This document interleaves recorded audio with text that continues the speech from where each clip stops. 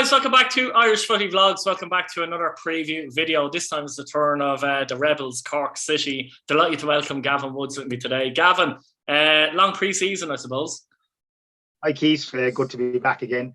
Yeah, I suppose it's like all of us. We can't wait to get back out to support our teams and stuff like that. And it's fantastic that, because of COVID, obviously we didn't know what the story was up to a couple of weeks ago. So I think it's a great boost for all the League of Ireland teams to have a full fan base back. And the clubs need that. Without a doubt, every club needs their own support. It's fantastic to have the fans back. I'd imagine as well, Turner's Cross will be packed at the start of the season. To be honest, I think most crowds will be. Well, you'll be hoping. I mean, there was 1,000 people there for the Shells friendly the other night. The weather wasn't particularly great.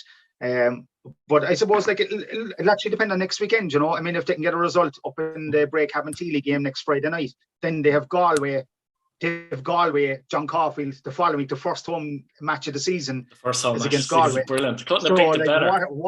What a first game to come. And, John Caulfield is still loved in Cork no matter what. So, I mean, if they can get a result next week, it would be that's the thing. They should automatically you'll be nearly hoping for about 2,000 people anyway for the home game, against Galway.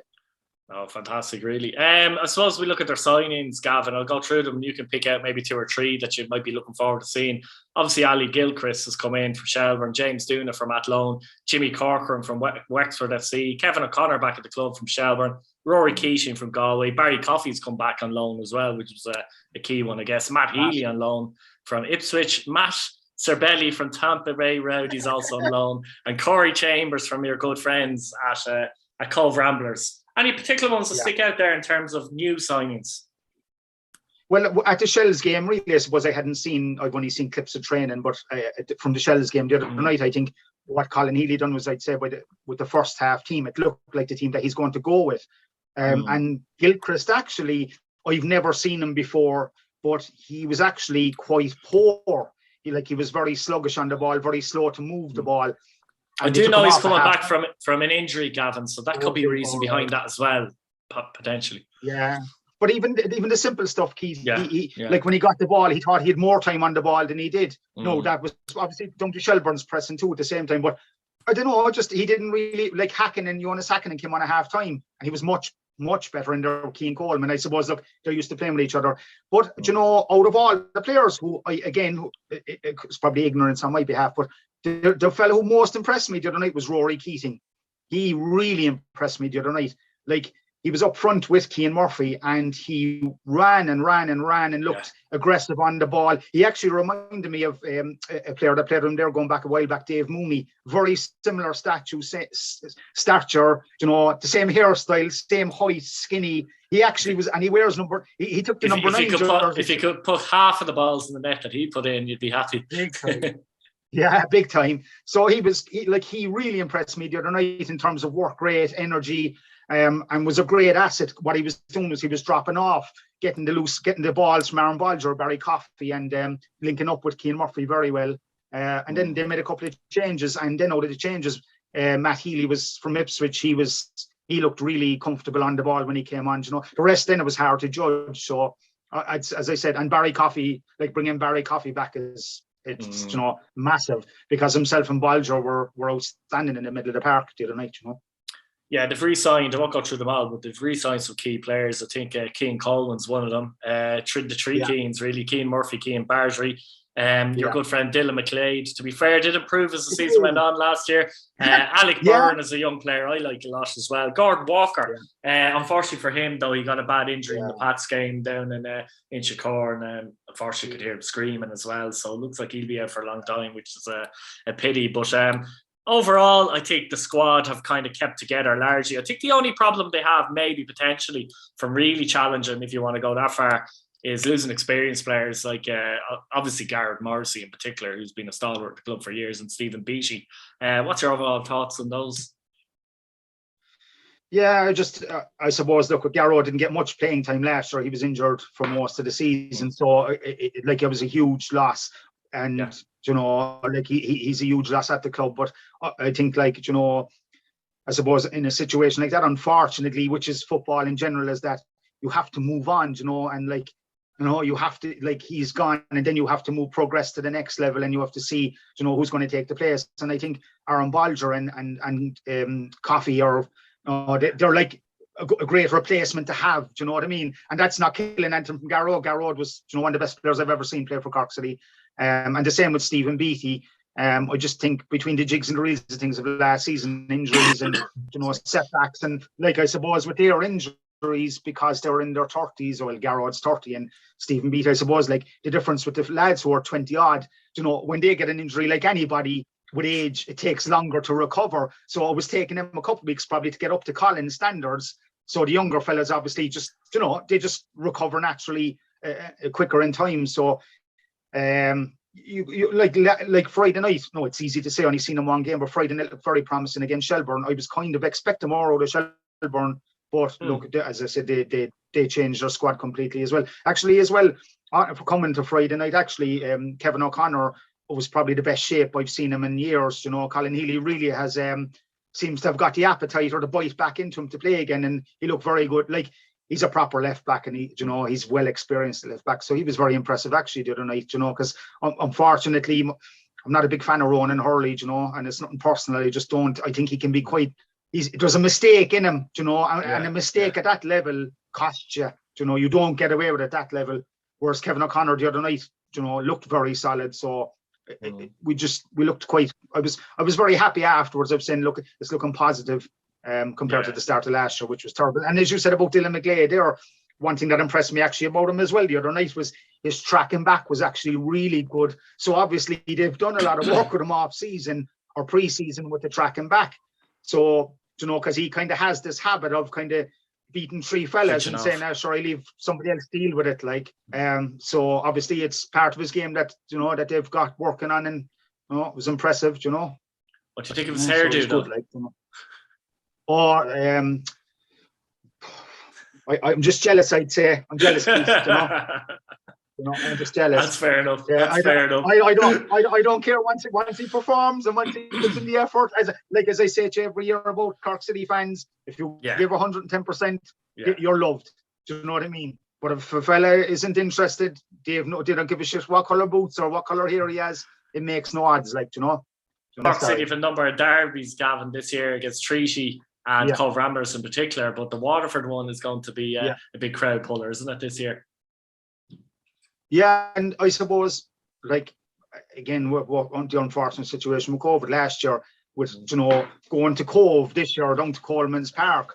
The good thing is that, when City are down there this year, they couldn't do it last year, but at least they'll be able to bring down, they'll probably 1,000 or 2,000 will go to Cove, which is great for local Cork soccer, So, and again, as you said, Waterford's not a far trip away, neither is Treaty. So at least you'll get people who travel to those games, as opposed to, unfortunately, when you have to go to Finn Park to play Finn Harps, where you're travelling, you're travelling half the day to get up and down the country. So at least we have a couple of local derbies anyway, which and that like, that's great, because you can kind of, you can still work till 4 or 5 o'clock on a Friday and leave after work, and you're still going to make it for the start of those games, because it's within that kind of 1 or 2 hour radius of driving time. So it's fantastic from that point of view, What do you think of Karl Heffernan's loan move to Milan? Interesting, that's a loan move, isn't it?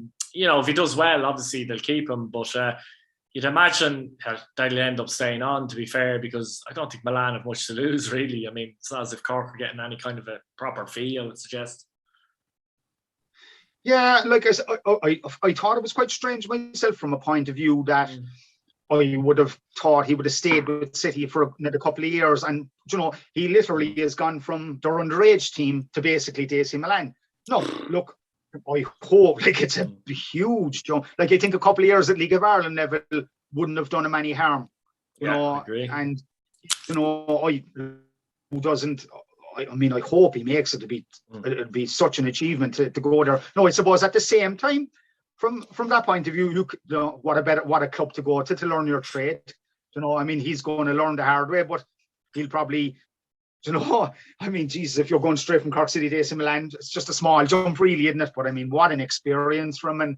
And hopefully the plan is that he'll become a better player, and I'd love to see, like, if he made it over there, it would be unbelievable. And look, I don't know what sort of fees involved with Cork City, but surely they'll get something out of it anyway, And it's great. Look, it's great. Sorry. No, go on ahead, Gavin. No, it's just great experience. It's just a great experience for himself anyway, especially from a lifestyle point of view as well. He's a young fella, and to move away and learn a different language and different country and probably a different style of play. And I'd say their training is just like he'll really have to step up his game. Yeah, it'd be interesting to see. I hope he settles in, to be honest with you as well. I suppose finally, Colin Healy and the expectations of Cork after last year. Are expectations heightened this season, and is there a little bit more pressure on him potentially this season, do you think?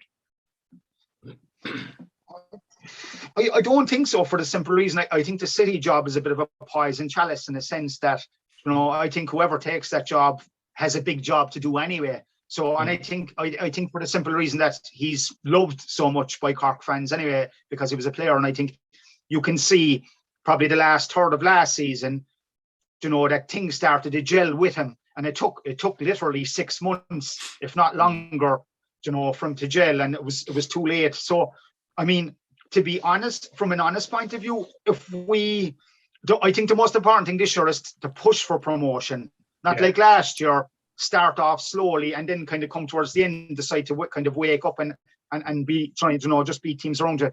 Like, they need to start on the front foot this year if they want to have any hope of getting promoted.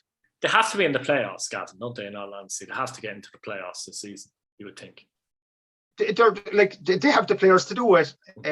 You can see the other night, like, as I said, I think Shells was a great marker to see if they're up for it. And like, fitness-wise, they were fast, they moved the ball quickly. There was plenty of running there. So, like, I mean, as I said, if they can get into the playoffs, it'd be absolutely fantastic. I'd be expecting nothing less, at least to give the teams thereabouts that will be up there, to give them a push. But like, if they start like they did last year, you can forget about it. Because you're going to be punished. It doesn't matter at that level; you're going to be punished anyway, Keith. So they're going to have to be at it from the start, and that comes next week. Like, they have to win away. First game, you need 3 points, because like John Caulfield will be like, he'll be dying to beat City down the cross with Galway. So, and I mean, like, if we win next week, there's going to be a huge crowd, in the cross for that game. So, like, they're massive. Like, the 6 points already, they're just massive 6 points the first 2 games, and they need to win next week. And that's the most important thing. Yeah, in my opinion, it's actually the strongest first division we've seen for a long time, to be honest with you. So it's going to be interesting. But where are they going to finish if you had to predict? What are you saying? I think they'll get into the playoffs. After that, I don't know. I'm being honest about it. There's no point coming on here. They're going to win. I'm not going to come on here and say they win. You're not saying second, but you're not saying fifth in the same breath. Exactly. Yeah. Basically, like, you can come back to me in a month's time, and I'll give you a better idea. I just think, like, they cannot do what they done last year. Like, they were asleep for 4 or 5 months last year. Yeah, and it was they were very poor for a long time. They were very poor for a long part of the season. Terrible. Very poor. Like, they didn't really click these till after that, when they beat Sligo in the cup up in Sligo. Yeah. It was after then. Sure, summertime, that's too late. So they need to get their act together starting next week. Next Friday night, they have to start strong. And I think I think as well in that league, as you said, like, the fact that it's probably the strongest first division in years. Because of that, you're not going to be left get away with it in terms of, like, dropping points. Like, you'll have to win all your home games as much as you can anyway. And they're going to have to make Turner's Cross a fortress again, which hasn't happened in a couple of years. So, and I think, like, like, the most important thing is at least get a point next Friday night. Like, if they can get a point at least next Friday night, you're nearly guaranteed 3,000 people at the cross the following week against Galway. Like, that. That's what brings in the crowds here in Cork, and that's where they get the support from, because you'll always have a core 1,500 people, but you'll always get that extra 1,500 if the club are going well. You'll always get people to come out to watch Cork City. So that's my hope anyway. That's the kind of realistic chances that I'm hoping. But as I said, like last year, for the first 6 months, it was coming on, and I was like, oh God, I kept having. I know. It was depressing. I was criticizing him every single week, but at least I was being honest about it. And the same will happen this year as well. But like I was saying that week after week, I was saying, oh, we should have done this or we should have done that, and we dropped the points. But they need to hit the ground running this year. If they don't, forget about it. You need to hit the ground running. Like they need to be after the first, that first series of games. Like at the end of that first series of games, they need to be in not amongst too it. Far off the top, in amongst it. Yeah, yeah, definitely. And I think that's what every team, Keith, because as you said, the league is so strong. If we're in amongst it at the end of that first in the series of games, and you can maintain that, you'll be in with a chance. Like it can be anybody's league then after that, Yeah, absolutely. Look, Gavin, thanks for coming on as usual. Guys, let us know what you think in the comments. Where Cork City going to finish? Are you confident as a Cork fan? Are you pessimistic? Subscribe to the channel, hit your bell notification button, and hit the like button. Thank you. Cheers, Gavin. Thanks, Keith. Great. Brilliant.